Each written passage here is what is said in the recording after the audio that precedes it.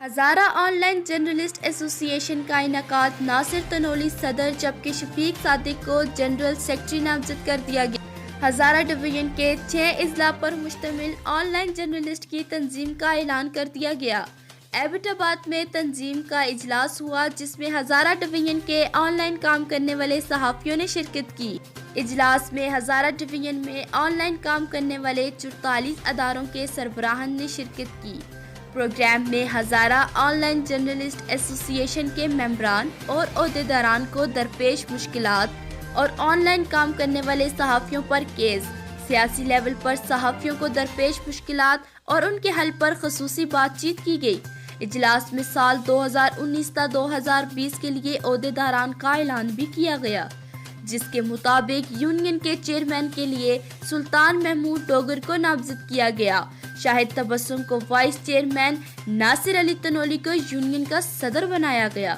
جبکہ شفیق صادق کو general secretary چنا گیا۔ اسی طرح ندیم جدون کو جنرل سیکرٹری، سینئر صحافی میر افضل گلزار کو سینئر نائب صدر، عالم زیب اوان سینئر نائب صدر اول، صدیق اورنگزیب کو سینئر نائب صدر دوئم، شفقت جاوید کو سینئر نائب صدر سوئم، عطا اللہ نسیم کو سینئر نائب صدر سوئم،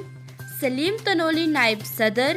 یاسر شہزاد تنولی نائب صدر اول، قادر بخش نائب صدر دوئم، ہارون قریشی جوائنٹ سیکرٹری، رمیز راجہ سیکرٹری اطلاعات، علی زمان فائنانس سیکرٹری، سردار فیضان آفس سیکرٹری، آصف خان سرپرست اعلیٰ مقرر کیے گئے۔ اسی طرح ایگزیکٹو کونسل کے ممبران کا اعلان بھی کیا گیا، جن میں سید کمال شاہ، لیاقت قریشی، ہارون تنولی، اشتیاق اوان، سردار راشد، عاطف حسین،